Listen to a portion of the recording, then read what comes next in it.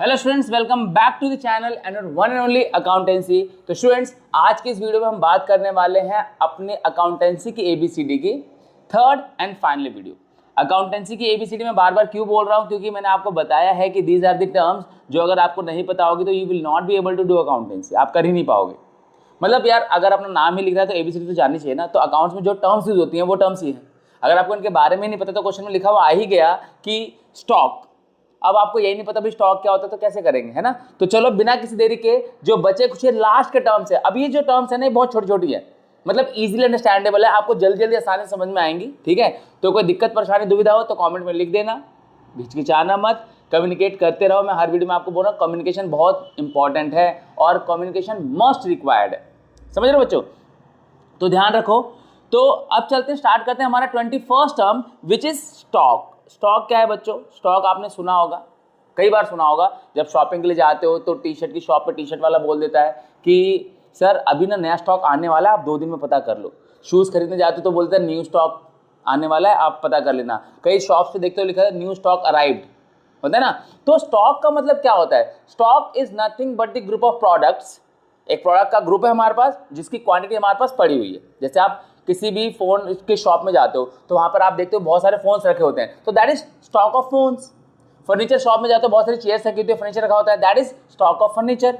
लेकिन अभी स्टॉक ना अलग अलग तरीके के होते हैं, there are types of stock. अभी मैं बताता हूँ कैसे। पहले स्टॉक समझ लो आप। It is a tangible asset, एक टेंजिबल एसेट है which is held by an enterprise for purchase and sale in ordinary course of business, जिसको मेनली परचेज एंड सेल के पर्पज से रखा जाता है। ये बात आप ध्यान रखना, ये बड़ा इंपॉर्टेंट है। स्टॉक का जो मेन पर्पस होता है वो परचेज एंड सेल होता है, खरीदने बेचने के लिए, उससे प्रॉफिट जनरेट करने के लिए होता है, समझ रहे हो।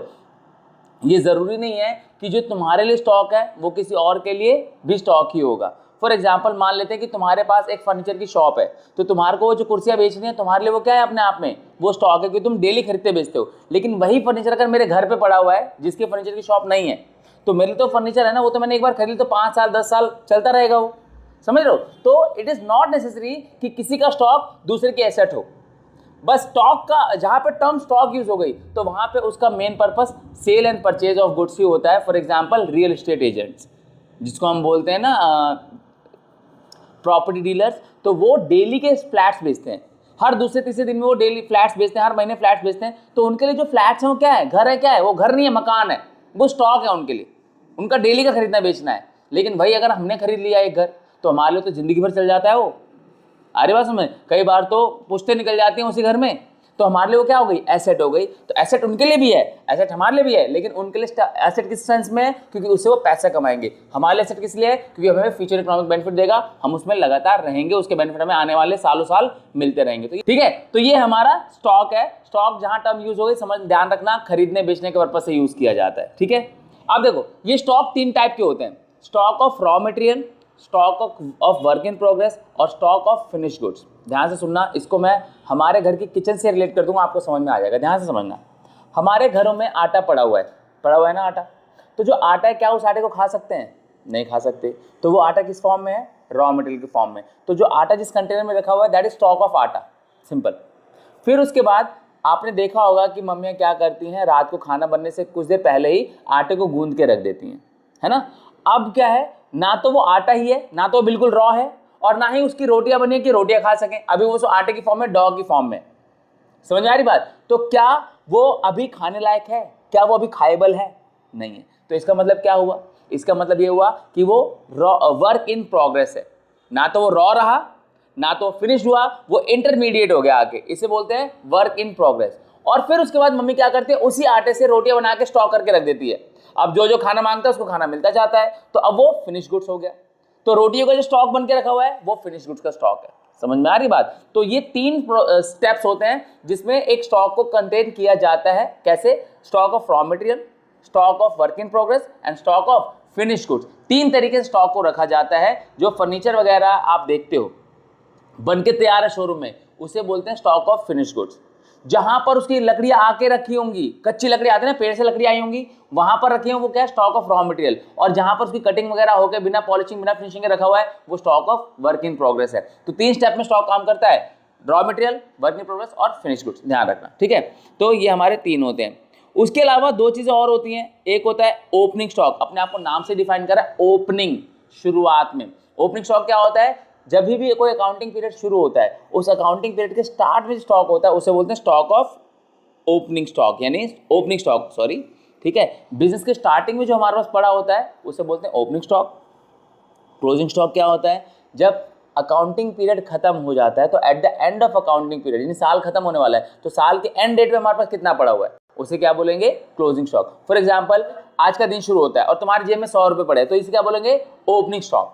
पूरा दिन आप आते हो खर्च कर कुरा के और आपके जेब में 10 रुपए बच जाते हैं एट द एंड, तो 10 रुपए क्या है, क्लोजिंग स्टॉक, दिन के एंड में। समझ में आ रही बात। तो ओपनिंग क्या है, अकाउंटिंग पीरियड के शुरुआत में जो स्टॉक पड़ा है उसे ओपनिंग बोलेंगे और उसी अकाउंटिंग पीरियड के एंड में जो पड़ा हुआ उसे क्लोजिंग स्टॉक बोलेंगे। ये होता है ओपनिंग और क्लोजिंग स्टॉक। समझ में आया।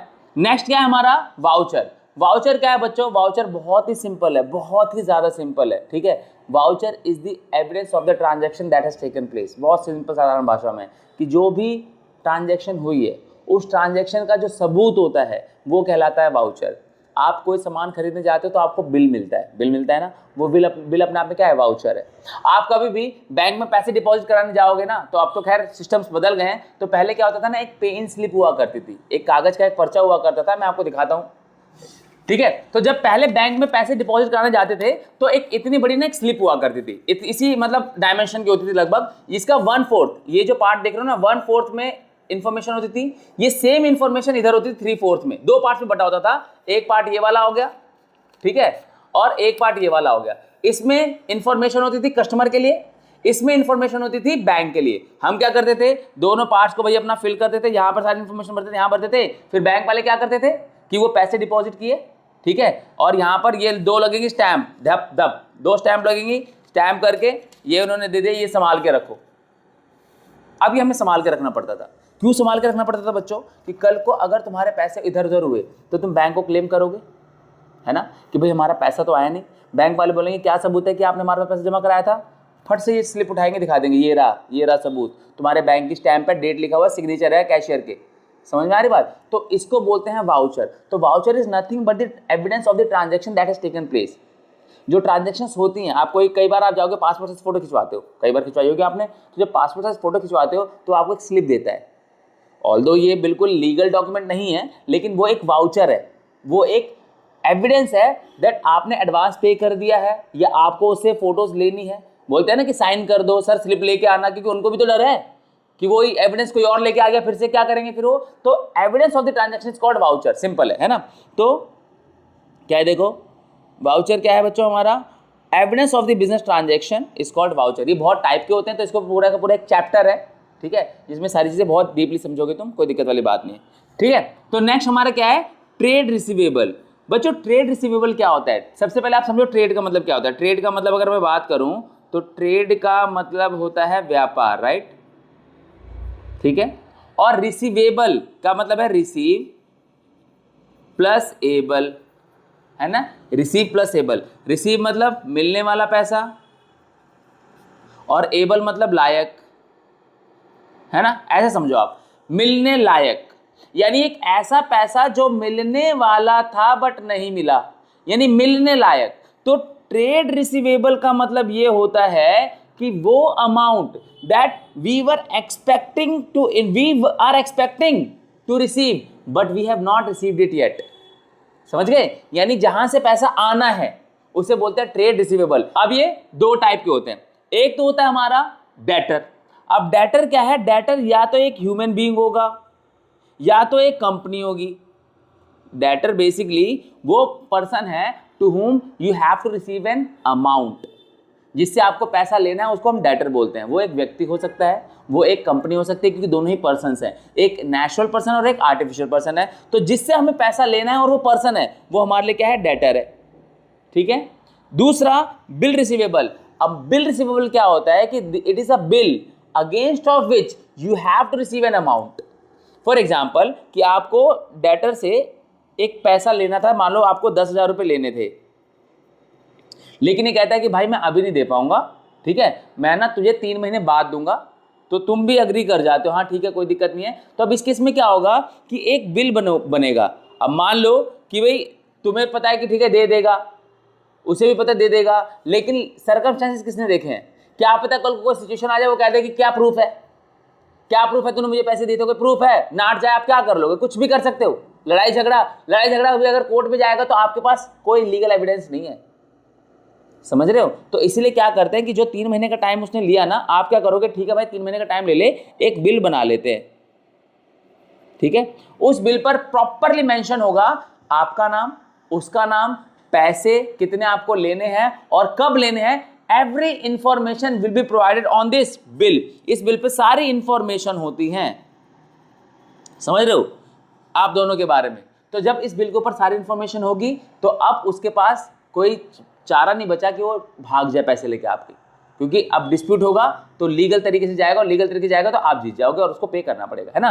तो इसको बोलते हैं बिल रिसीवेबल। अब इस बिल के अगेंस्ट आपको पैसा मिलना है, लेकिन अगले 3 महीने तक आपके पास राइट नहीं है कि आप इस बंदे से जाके पैसा मांग लो, डेटर से, because that debtor has been converted to bill receivable. तो अब आपको इस बिल के अगेंस्ट पैसा मिलेगा, समझ गए? तो आपके पास एसेट कौन है? बिल है, डेटर नहीं है। तो रिसीवेबल 2 टाइप के होते हैं, या तो आपको किसी पर्सन से पैसा लेना होता है, या तो आपको बिल के अगेंस्ट पैसा मिलता है, और ये दोनों ही ट्रेड रिसीवेबल के अंदर आते हैं, क्योंकि दोनों ट्रेड में होते हैं, ट्रेड रिसीवेबल। तो या तो वो डेटर होगा, ठीक है, या तो वो बिल रिसीवेबल होगा, ये दोनों ही आपके ट्रेड रिसीवेबल का पार्ट है, समझ में आया? सिमिलरली, ठीक है, सिमिलरली ट्रेड पेबल बिल्कुल सेम, वहां पर रिसीवेबल था, यहां पर पे प्लस एबल है, वहां पर पैसा मिलना था, यहां पर पैसा जाना है, सेम सिनेरियो, सेम कंडीशन। यहां पर पैसा लेने की बात होती पिछले वाले में, यहां पर पैसा देने की बात होगी, खत्म, है ना? तो क्या करोगे, अब यहां पर जिसको पैसा देना होगा, अगर वो पर्सन है तो वो क्रेडिटर कहलाएगा, या फिर अगर वो कंपनी है तो भी वो क्रेडिटर कहलाएगी। आई बात समझ में? दोनों केस में इनको आपको पैसा देना है। और बिल पेबल अगेन ये वही बिल है जिसके ऊपर सारी इन्फॉर्मेशन होगी। सिंपल समझो ना, जो तुम्हारे पॉइंट से बिल रिसीवेबल था वो सामने वाले के पॉइंट से बिल पेबल हो जाएगा, क्योंकि उसको तो पैसे लौटाने हैं ना। तो आप उसके सिनेरियो से देखो, उसके पॉइंट ऑफ व्यू से देखो, तो उसके लिए बिल बन जाएगा, बिल पेबल हो जाएगा। तो जिस बिल के बदले देने होते हैं उसे बिल पेबल बोलते हैं। तो ये अगर क्लियर है तो ये ऑटोमेटिकली क्लियर हो गया होगा, आई एम श्योर। अगर फिर भी कोई कंफ्यूजन होगी तो कमेंट में लिख देना, समझ में आई बात? ठीक है। अब नेक्स्ट पॉइंट आता है भाई तुम्हारा हमारा पूरे इंडिया का फेवरेट, पूरे इंडिया छोड़ो भाई, पूरे वर्ल्ड का फेवरेट। कौन ही ऐसा बंदा होगा जिसको डिस्काउंट नहीं चाहिए, है ना? तो डिस्काउंट तुमसे अच्छा कौन ही जानता होगा, हमसे अच्छा कौन ही जानता होगा। तो इसको अकाउंट्स की जरूरत है क्या? इसको अकाउंटेंसी की जरूरत नहीं। ये वर्ड मुझे ऐसा लगता है कि इसको अकाउंटेंसी की जरूरत नहीं है। डिस्काउंट हमें ऑलरेडी पता है, चाहे हमने कॉमर्स ली हो चाहे ना ली हो, कोई फर्क नहीं पड़ता है ना? समझ में आ रही बात? तो डिस्काउंट क्या होती है कि जब भी आप कोई पेमेंट करते हो उस पेमेंट पे जो आपको छूट मिलती है, दैट इज कॉल्ड डिस्काउंट, है ना? कोई वैल्यू है 100 रुपये की, कोई सामान 100 रुपये का है, आप बोलते हो कि 10% का डिस्काउंट दे दो, वो आपको 10% का डिस्काउंट दे देता है ना? डिस्काउंट डी बड़ा मस्त बना हुआ नहीं, तो डिस्काउंट तो कितने का पड़ा, 90 का पड़ा, तो 10 रुपये का उसको डिस्काउंट दे दिया, खत्म। इसको एक्सप्लेन करने की जरूरत बिल्कुल भी नहीं है, राइट? नेक्स्ट आती है बात रिबेट। अब ये रिबेट क्या है भाई? रिबेट ना आप कह लो ये डिस्काउंट वर्ड का ही नहीं रिश्तेदार है, बट फिर भी थोड़ा सा अलग है, थोड़ा सा अलग है। डिस्काउंट क्या होता है कि जब तुम पेमेंट करते हो तो उस टाइम पे जो आपके पैसे छोड़ दिए जाते हैं उसे डिस्काउंट बोलते हैं। रिबेट क्या होता है कि आपने किसी से पैसे उधार लिए और आपने उसको टाइम से पहले लौटा दिए। समझ लो आज के ज़माने में कोई टाइम से पहले पैसा लौटा रहा है, भाई साहब देव मानुष है वो, समझ में आ रही बात? तो कहने का मतलब ये है कि जब हम कोई अर्ली पेमेंट करते हैं तो सामने वाला जो हमें डिस्काउंट प्रोवाइड करता है, डिस्काउंट देता है, उसी को रिबेट कहा जाता है। दैट इज ओनली रिबेट, ठीक है? अब देखो जैसे ना ये एक बिल है, ये बिल है हमारा। अब इस पे ना देखो मेंशन है, तुम्हें पता नहीं इतनी पास से दिख पा रहा होगा नहीं दिख पा रहा होगा, कि इस बिल के ऊपर ना एक ये पार्ट होता है, पोर्शन, यहाँ पे लिखा होता है कि अगर आप ड्यू डेट से पहले पे कर दो तो आपको डिस्काउंट मिलेगा, जिसको हम बोलते हैं रिबेट। देखो एक मिनट दिखाता हूं मैं, शायद तुम्हें समझ में आए कि अगर तुम टाइम से पहले पे करते हो तो 731 रुपए, देखो दिख रहा है 731 रुपए पे करने, अगर तुम टाइम से पहले पे करते हो तो तुम्हें रिबेट मिलेगी। 790 का बिल है और तुम्हें कितने भरने पड़ेंगे? 731। फर्क समझ में आ रहा है? इसी को बोलते हैं रिबेट। आपको देखो ये 790 पे तो करने पड़ेंगे, 790 का आपका बिल है, लेकिन कंपनी कह रही है, BSES कह रही है कि भाई तुम ना एक काम करो, टाइम से पहले पे कर दो। तो टाइम से पहले पे करोगे तो तुम्हें 731 रुपए पे करने पड़ेंगे। कितने का डिस्काउंट मिल गया? 59 रुपीज का। इसको बोलते हैं रिबेट। तो रिबेट बहुत सिंपल सा है, अर्ली पेमेंट। तो जब भी हम अर्ली पेमेंट पर डिस्काउंट देते हैं ना, उसे बोलते हैं रिबेट। आई बात समझ में? सिंपल था। नेक्स्ट है बच्चों हमारा बैड डेट। बैड मतलब क्या होता है? बुरा। डेट का मतलब क्या होता है? उधार। आप इसको ऐसे समझो, बैड का मतलब होता है बुरा, डेट का मतलब उधार। बैड डेट का मतलब ये हुआ बहुत सिंपल शब्दों में बच्चों कि बुरा उधार। ये वो बुरा उधार नहीं है जो तुमने किसी से लिया है, ये वो उधार है जो तुमने किसी को दिया। ये बात हमेशा ध्यान रखना कि यहाँ पे पैसे तुम उधार देते हो, समझ रहे हो? तुम उधार देते हो और वो पैसा जब डूब जाता है ना तो उसे बोलते हैं बैड डेट, यानी बुरा उधार। तुम्हारे लिए बुरा कौन सा होगा? जो तुमने दिया वो नहीं मिला ना, या जो तुमने लिया वो नहीं दिया, वो बुरा कैसे हो सकता तुम्हारे लिए? तो तुम्हारे मजे ही हो गए। समझ रही बात? तो जब भी हम किसी को पैसा उधार देते हैं लेकिन वो पैसा नहीं मिलता है, उसे हम बैड डेट बोलते हैं। यानी it is the amount which irrecoverable from the debtors. Debtor वो पर्सन जिससे हमें पैसा लेना है, जिसको हमने उधार दिया उससे पैसा लेना है, इसको डेटर बोलते हैं। ठीक है, जब वो पैसा नहीं देता तो उसको क्या बोलते हैं? Bad debt. The money which is irrecoverable from the debtors is called bad debt. Simple है ना? Amount irrecoverable from the debtor, जो हमें डेटर्स से नहीं मिलेगा। समझ में आई बात? क्लियर है? Very good. Next, balance sheet. Balance sheet क्या होता है बच्चों? Balance sheet is the statement that reflects तीन चीजें बताती हैं। ये किसी भी कंपनी की एसेट्स, किसी भी कंपनी की लायबिलिटीज और किसी भी कंपनी की कैपिटल। 1, 2, 3। अगर तुम किसी भी कंपनी के बारे में जानना चाहते हो ना तो जाकर उसकी बैलेंस शीट चेक कर लो। Balance sheet is the final statement जो आप किसी भी कंपनी की क्या चीजें होती है, तीन ही तो होती हैं, कितनी एसेट्स उसके पास, कितनी कैपिटल उसके पास, कितनी लायबिलिटी। ये तीन चीजें होती हैं किसी कंपनी को जानने के बारे में मेनली, है ना? तो अगर आपको ये तीनों ही पता है तो ये फाइनल चीजें है ना, और जहां पे रिकॉर्ड की जाती है उसको फाइनल स्टेटमेंट बोलेंगे। तो फाइनल स्टेटमेंट कौन सी हो गई? Balance sheet. तो balance sheet is the final book. Simple है ना? तो ये हमारी a statement of asset, liability and capital of business for particular point of time. एक पॉइंट ऑफ टाइम में किसी कंपनी के पास कितनी एसेट्स हैं, कितनी लायबिलिटी, कितनी कैपिटल है, ये इन तीनों चीज़ों को रिफ्लेक्ट करती है और इसको फाइनल अकाउंट भी कहा जाता है। समझ में आई बात? ध्यान रखना। नेक्स्ट आती है हमारी बुक वैल्यू। बुक वैल्यू क्या होती है? साधारण शब्दों में समझो कि जिस वैल्यू पर, ध्यान से सुनना, एक बार समझना, मैं इसको एग्जाम्पल समझाता हूँ तो तुम्हें समझ में आएगा। तुम इस फोन में वीडियो देख रहे हो, है ना? ये फोन तुम्हारा कितने का था? मान लेते हैं, एक एग्जाम्पल ले लेता हूं मैं कि आपका ये फोन 25,000 का था। ठीक है, 25,000 का तुम्हारा ये फोन था। क्या आज भी ये 25,000 का है? नहीं। लेकिन अगर मैं आज से 5 साल बाद भी तुमसे पूछूंगा ना कि भाई ये फोन कितने का लिया था, उस याद है वो फोन जिसमें मैंने तुमसे वीडियो में पूछा था कि ये फोन जो है कितने का लिया था, तुमने कितना बताया? 25,000। आज से 5 साल बाद पूछूंगा ना तो तुम कितना बताओगे? 25,000। आज से 25 साल बाद भी पूछूंगा तो तुम बोलोगे कि सर वो फोन मैंने उस टाइम पे 25,000 का लिया था।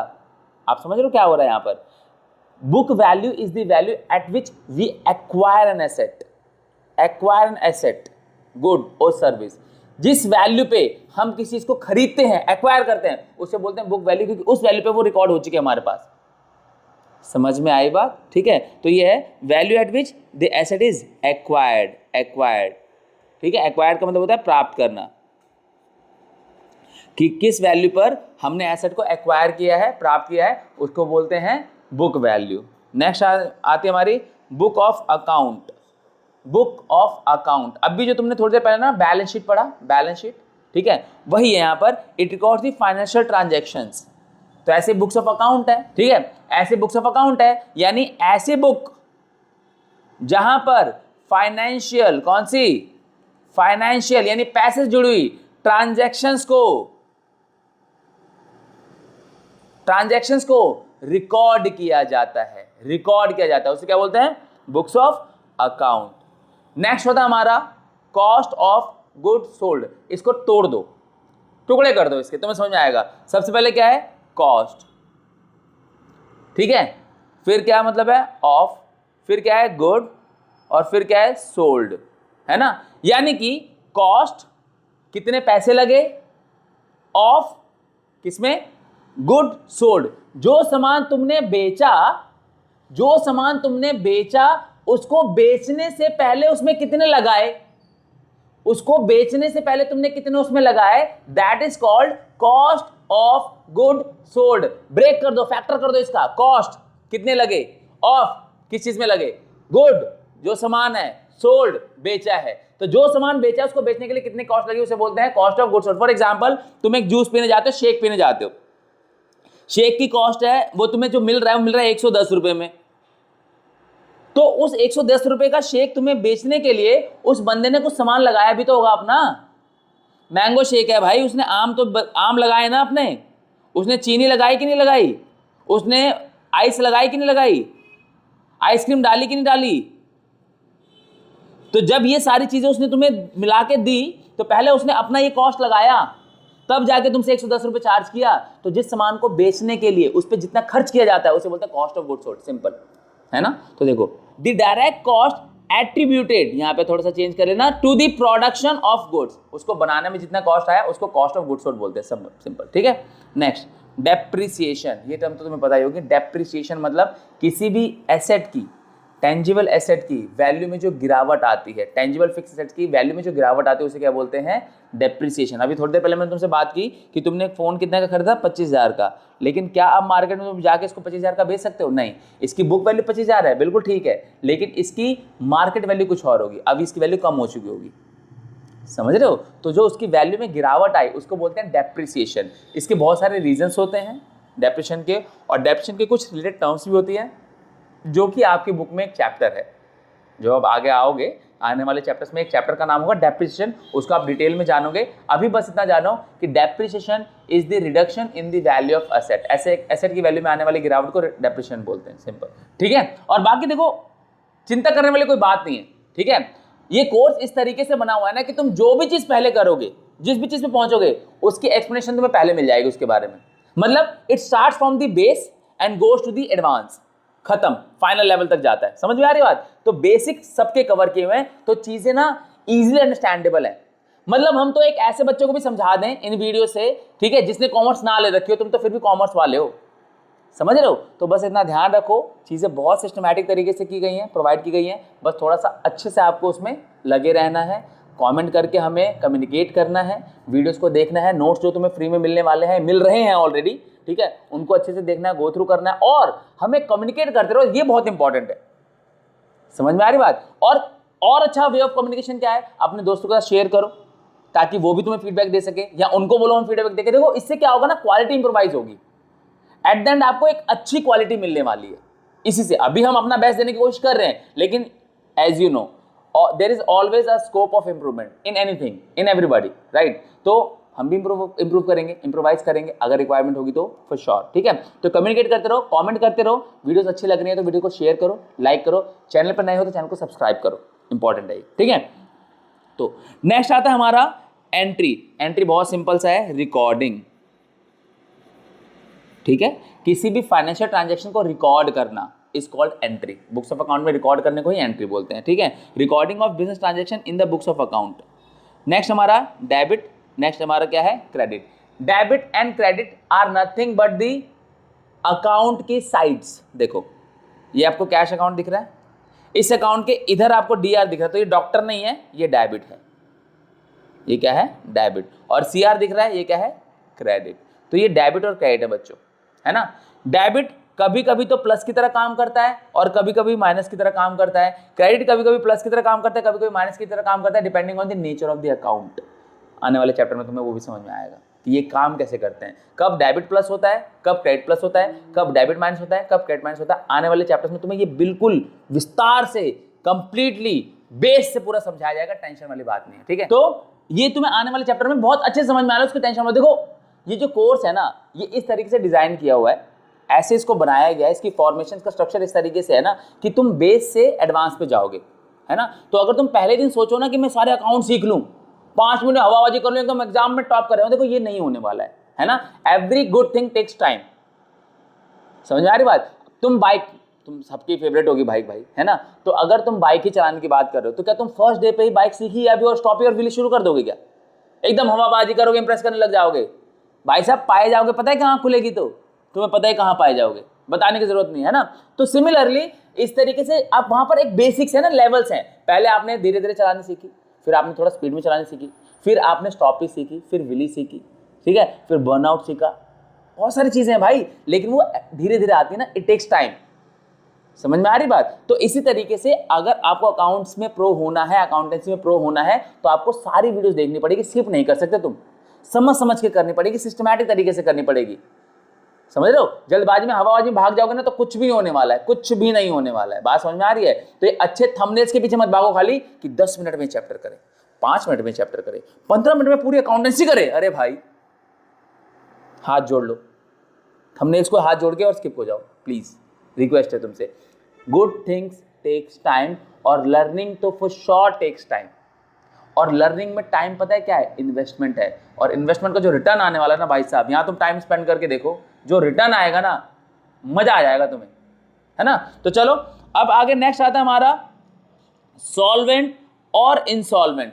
सॉल्वेंट क्या है? देखो, solvent is the person who page his डेब्ट। वो व्यक्ति जो अपना उधार चुका सके उसे बोलते हैं सॉल्वेंट। जो व्यक्ति अपने उधार की बेड़ियां तोड़ दे और उधार के जंजाल से बाहर निकल जाए उसे बोलते हैं solvent. The person who is able to pay his डेब्ट इज कॉल्ड सॉल्वेंट। जो व्यक्ति अपना उधार चुकाने में सक्षम है इज कॉल्ड सॉल्वेंट। ठीक है।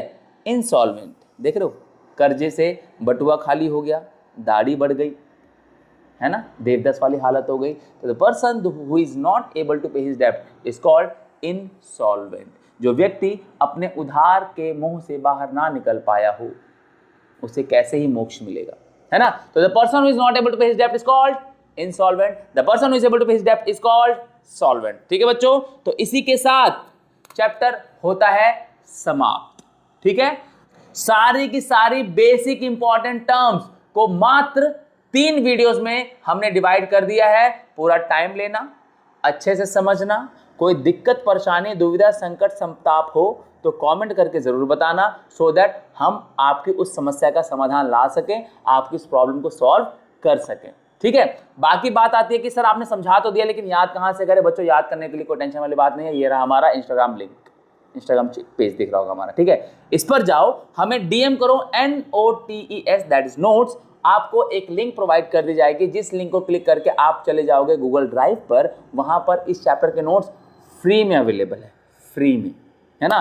बेस्ट कंटेंट याद करने के लिए। ठीक है, यहां से समझो, वहां से याद करो, एग्जाम में फोड़ दो, कोई दिक्कत वाली बात नहीं है। मिलते हैं अगली वीडियो में एक नए टॉपिक, एक नए चैप्टर, एक नई चीज के साथ। Till then take care of yourself. This is Pankaj Rai signing out.